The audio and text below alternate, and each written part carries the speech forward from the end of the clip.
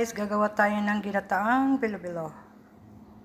Kamote, sweet potato, and banana.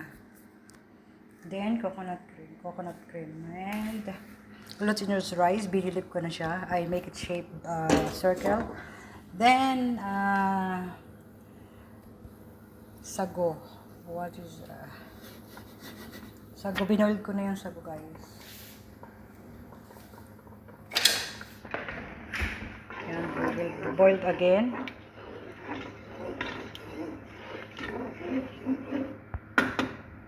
Lalagay natin yung 1 can ng coconut cream. Tapos lalagyan natin ng isang 1 can tube water. Ay, nag-add ako ng 1 can water, guys, dun sa pinaglagyan ng coconut.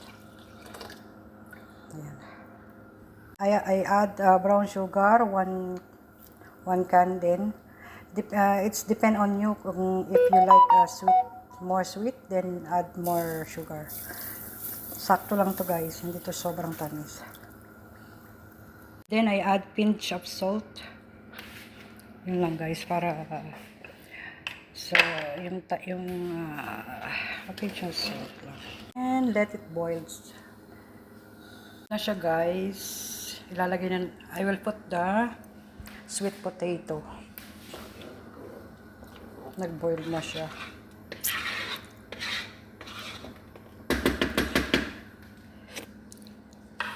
Then, lagay natin ang sweet potato, guys. Then, boil it again. Boil it for 10 minutes.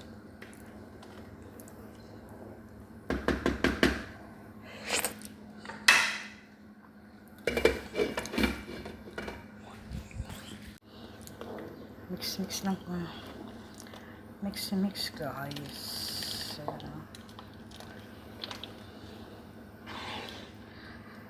ginataang bilo-bilo. It's Filipino sweet style. Filipino sweet. Ginataang bilo-bilo.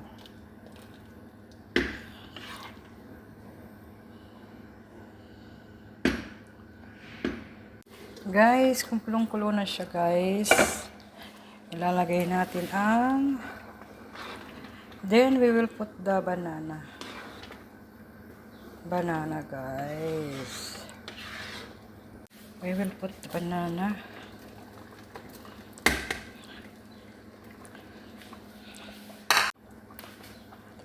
Guys.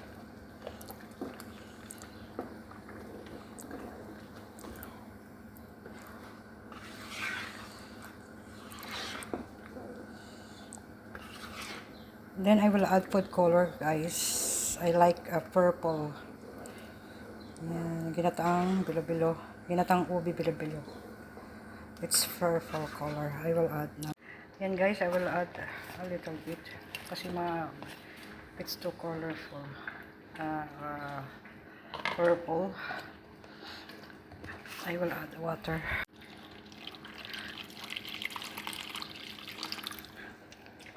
I will add this one here. Add color. Purple. It's really make purple, guys. Ginataang ubi bilo-bilo. Wow.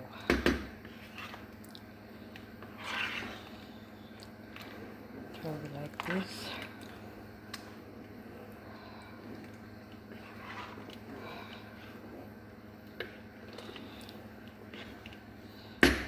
Let it boil again. 5 minutes. After 5 minutes, guys, ayan na siya.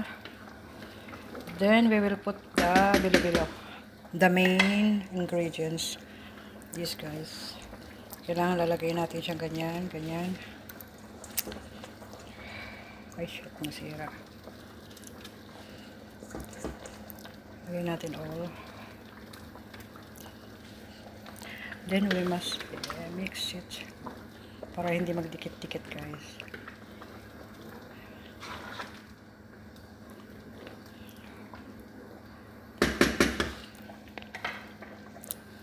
Ang hirap lang kasi nasasira guys. Kailangan dandahan.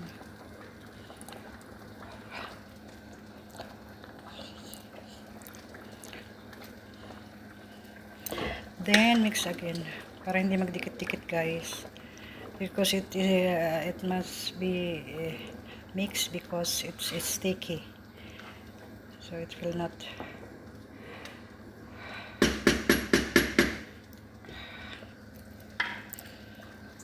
Then add more. Sira na yung iba guys.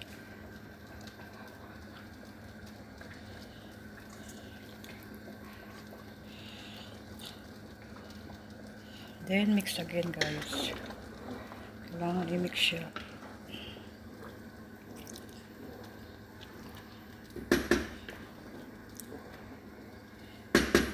Ayan na siya guys. I need to add little bit water. Kasi sobrang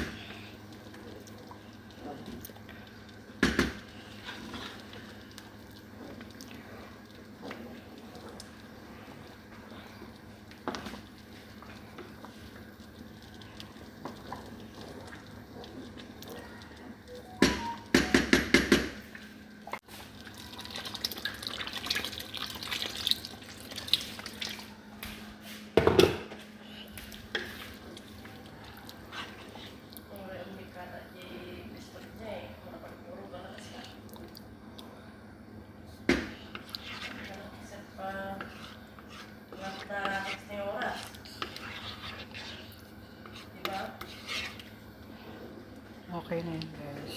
Pakulaan.